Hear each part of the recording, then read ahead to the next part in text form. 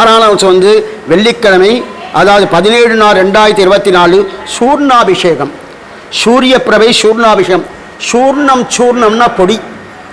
சூர்ணம்னா பொடி. அந்த பொடி என்ன பண்ணுவான்னா பகவான்கிட்ட சமர்ப்பிச்சு அத்தனை பேருக்கும் நெத்திகளையும் வச்சுக்கலாம். அந்த பொடி நெத்திக்கலாம், சிரசிலையும் சேர்த்துப்பா. அந்த பூர்ணமடி அந்த காலத்தில் இடிப்பா. அதெல்லாம் இடிச்சு, இன்னைக்கு அதெல்லாம் ரெடிமேடாக கிடைக்கிறத வாங்கிட்டு வந்துடுறான்னு வச்சுக்கோ. நான் எல்லாம் இடிக்கா, கோயிலில் இடிக்கிறா. அதுக்குன்னு நிறைய விரதங்களாக இருக்கணும்.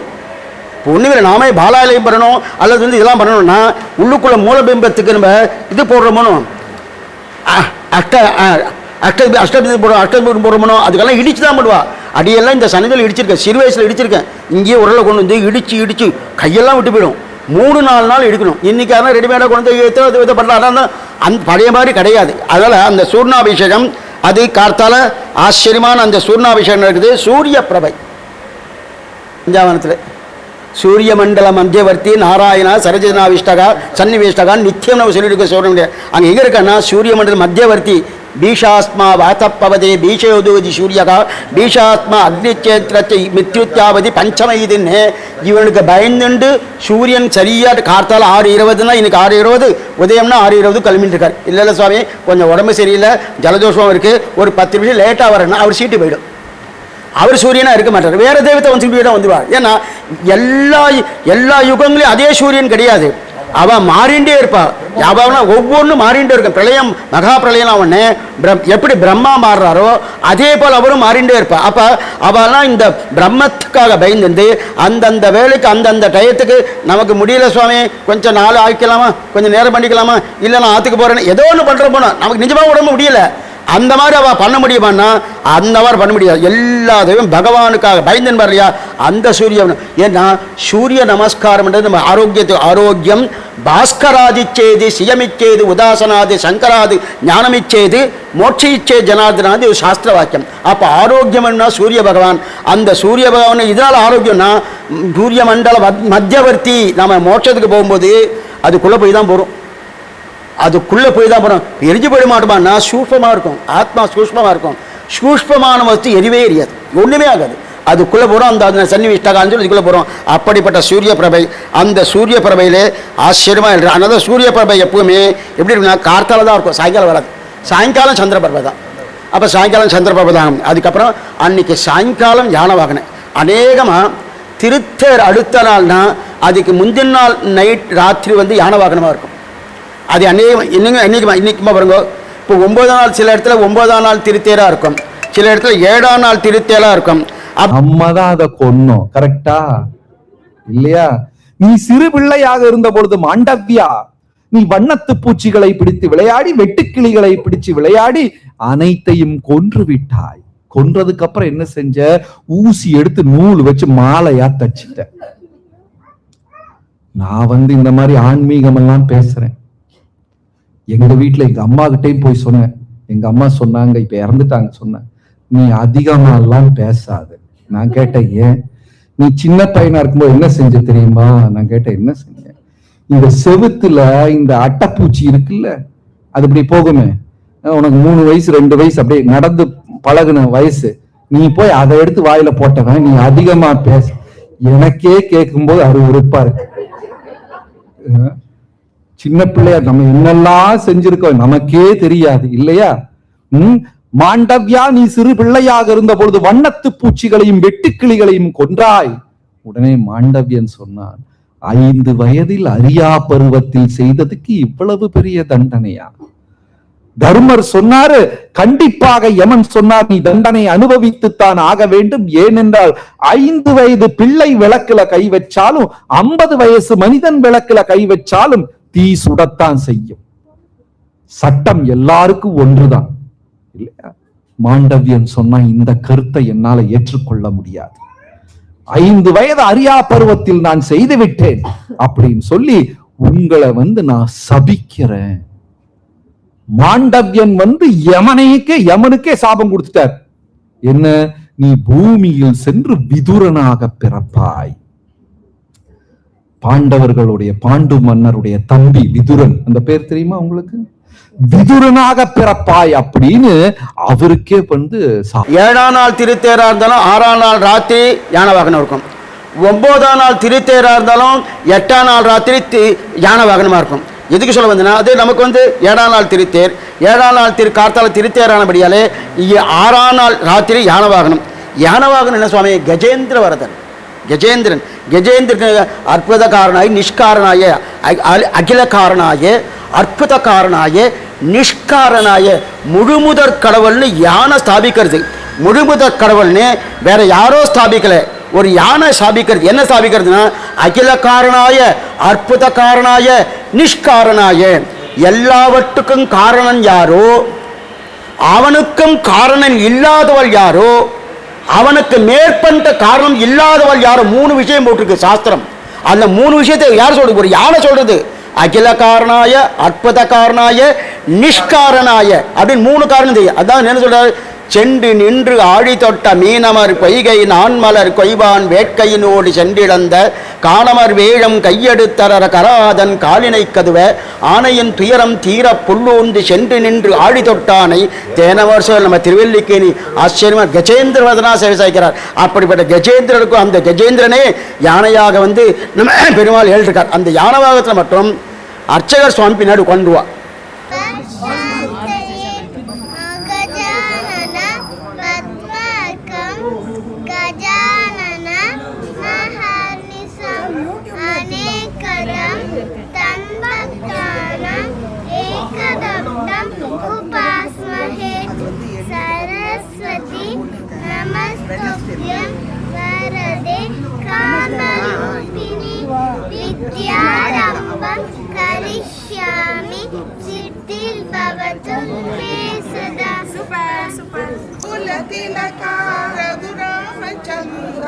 सीतापते श्रीरामचंद्र आदिशेष आनंदशयन. அது ஒன்லி ஸ்ரீவைஷ்ணவ கோயிலில் மட்டும்தான் உண்டு. அர்ச்சகர் சுவாமி பின்னாடி உட்காந்து யானை அந்த அம்பாடி மேலே உட்காந்து சாமரம் போடணுமோனோ அர்ச்சகர் சுவாமிக்கு அது பர்மிஷன். பெருமாள் பின்னாடியே உட்காந்துருப்பார். இன்னும் கேட்டா நீங்க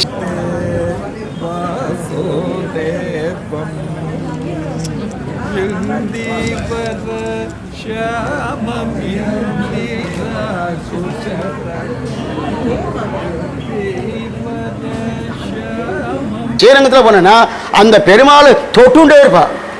ஸ்ரீரங்கத்தில் போயிட்டேன்னா பெருமாள் தொட்டுண்டே இருப்பா. அந்த அளவுக்கு என்னன்னா, ஏன்னா அம்பாடி மேல் உட்கார்ந்தேன்னா அதை விட வருது. ஏன்னா பெரியாழ்வாருக்கு அதான பண்ணார். பல்லாண்டு பல்லாண்டு பாடினது அது என்ன, அந்த யானைக்கு அத்தனை வைவம். அது மட்டும் இல்லை, யானை சொல்றது இவர் தான் முழுமுதற் கடவுள், இவர் தான் பரபிரம்மன் சொல்றது.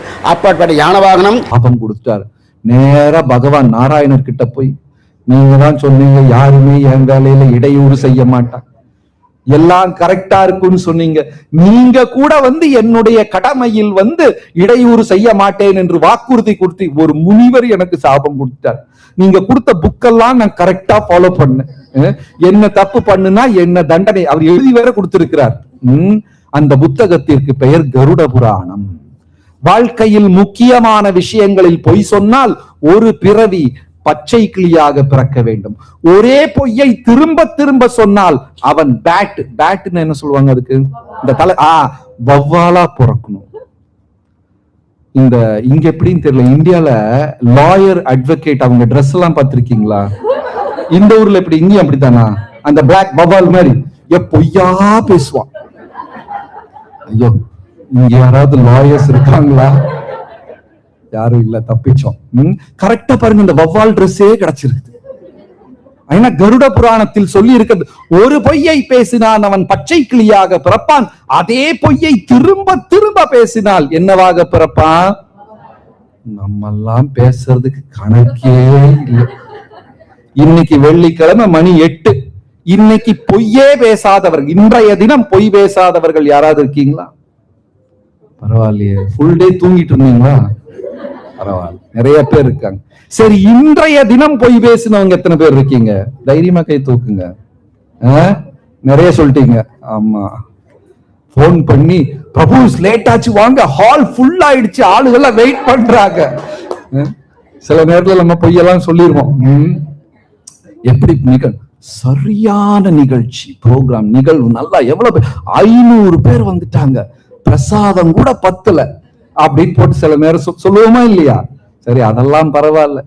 யாருக்குமே துரோகம் செய்யாத பொய், துரோகம் செய்யக்கூடிய பொய், ஒரே பொய்யை எவ்வளவு அழகா கருட புராணம் சொல்லுது பாருங்க. முதல் தடவை ஒரு மனிதன் தவறை செய்தால் அது தவறு, இரண்டாவது முறை அதே தவறை அவன் செய்தால் அது அவன் முடிவு, மூன்றாவது முறையும் அவன் அந்த தவறை செய்தால் அது அவன் பழக்கம், அப்புறம் அதுல வெளியே வர முடியாது. புரிஞ்சுதா? First time it's a mistake, second time it's his choice, third time it's his habit. முதல் முறை தவறை செய்தால் அது தவறு, இரண்டாவது முறை அதே தவறை செஞ்சால் அவனுடைய முடிவு, அவன் வேண்டும் என்றே செய்கிறான். அதே தவறை மூன்றாவது நான்காவது செய்தால் அது என்னவாக மாறிவிட்டது? பழக்கமாக மாறிவிட்டது, அப்புறம் வெளியே வர முடியாது. அதனால முதல் தவறு செய்யும் போதே நம்ம வெளியே வந்துடணும். அப்ப வெளியே வரல, அப்புறம் திரும்ப திரும்ப செஞ்சா வெளியே வரணும். நீங்க மனசுல யோசிச்சு பாருங்க, சில தவறுகளை நாம் திரும்ப திரும்ப செய்து கொண்டிருக்கிறோம், அந்த தவறுல இருந்து வெளியே வர்றது ரொம்ப கஷ்டம். அப்போ இவர் போய் சொன்னார், நீங்க சொன்ன புக்கு படிதான் கிருஷ்ணா நான் எல்லாம் செஞ்சேன். பொய் பேசினவனை பச்சைக்கிளி ஆக்குன்னு, பொய்ய திரும்ப திரும்ப பேசினவனை வவ்வால் ஆக்குன்னு, ஊர்ல நல்ல மனுஷன் மாதிரி நடந்துகிட்டு ஊரை பூரா ஏமாத்துறானே அவனை அரசியல்வாதி ஆக்குன்னு, இத பூரா புக்கு படிதான், கருட புராணம் படிதான் செஞ்ச. நானும் அந்த மாண்டவியனுக்கு தண்டனை கூட எனக்கே சாபம் கொடுத்துட்டாரு. தர்மம்னா என்ன கொஞ்சம் கரெக்டா சொல்லித்தாங்க அப்படின்னு கேட்டார். யார் கேட்டா? தர்மராஜர் கேட்டார். அதே நேரத்தில் தர்மரின் இனி ஒரு பங்கு பாண்டவர்களில் மூத்தவனாக முதல் மகனாக பிறந்தது யுதிஷ்டிரன் தர்மராஜன். அவரும் தர்மர் தான் இல்லையா? அவருக்கு இனி ஒரு பேர் என்ன? தர்மர். அவரும் வந்து சொன்னார், பகவானே எனக்கும் அதே சந்தேகம் இருக்கு, உனக்கு என்னையா சந்தேகம்? எனக்கும் இதே சந்தேகம் இருக்கு, சரி எது தவறு எது? ஏன்னா நான் வந்து வாழ்க்கையில பொய் பேசினதே கிடையாது, என் வாழ்க்கையில ஒரு நாள் கூட நான் பொய் பேசினது கிடையாது. அதனால என் ரதம் பூமியிலிருந்து 6 அங்குலம் மேலதான் பறக்கும், என் ரதம் பூமியை தொடவே செய்யாது. ஆனா ஒரு நாளைக்கு குருட்சேத்திர போல நீங்க ஒரு பொய்ய சொல்ல சொன்னீங்க, அஸ்வத்தாமா என்ற யானை இறந்து ஒரு பொய், அந்த கதை மறுபடியும் வரும். நான் பொய் சொல்ல தயங்கினேன், நான் பொய் சொல்லாமல் இருந்தேன், என்னாச்சு? என் ரதம் பூமியை தொட்டு விட்டது, அப்புறம் எந்திரிக்கவே இல்லை. நான் சரியாத்தான செஞ்சேன், நான் படித்ததைத்தான் செய்தேன் இல்லையா? பாருங்க, நம்ம வாழ்க்கை ரொம்ப குழம்பி இருக்கும். இந்த ஊர்ல எப்படின்னு தெரியல, இந்தியாவில் அப்படித்தான். குழந்தைங்க பள்ளிக்கூடத்துல போய் படிப்பாங்க, பொய் பேசக்கூடாது, யாரை ஏமாத்தக்கூடாது, பொய் சொல்லக்கூடாது. வீட்டுக்கு வந்த உடனே அப்பா சொல்லுவாரு, மாமா வந்திருக்கிறாரு நீ போய் சொல்லு, நான் வீட்டுல இல்லைன்னு சொல்லி அனுப்பி விட்டுரு. அவன் பள்ளிக்கூடத்துல பொய் பேசக்கூடாதுன்னு பழகிட்டு வீட்டுக்கு வந்தா முதல் பாடம் என்னது? எப்படி பொய் பேசுவது. தர்மர் கேட்டார், நானும் வாழ்க்கையில பொய்யே சொன்னது கிடையாது, ஆனால் என் ரதம் இறங்கி விட்டது, உண்மை என்ன? கோவிந்த ஜெய ஜெய கோபால ஜெய ஜெய ராதா ரமண ஹரி கோவிந்த ஜெய ஜெய கோவிந்த ஜெய ஜெய கோபால ஜெய ஜெய ராதா ரமண ஹரி கோவிந்த ஜெய ஜெய கோவிந்த ஜெய ஜெய கோபால ஜெய ஜெய ராதா ரமண ஹரி கோவிந்த ஜெய ஜெய கோவிந்த ஜெய ஜெய கோபால ஜெய ஜெய ராதா ரமண ஹரி கோவிந்த ஜெய ஜெய கோவிந்த ஜெய ஜெய கோபால ஜெய ஜெய ராதா ரமண ஹரி கோவிந்த ஜெய ஜெய கோவிந்த ஜெய ஜெய கோபால ஜெய ஜெய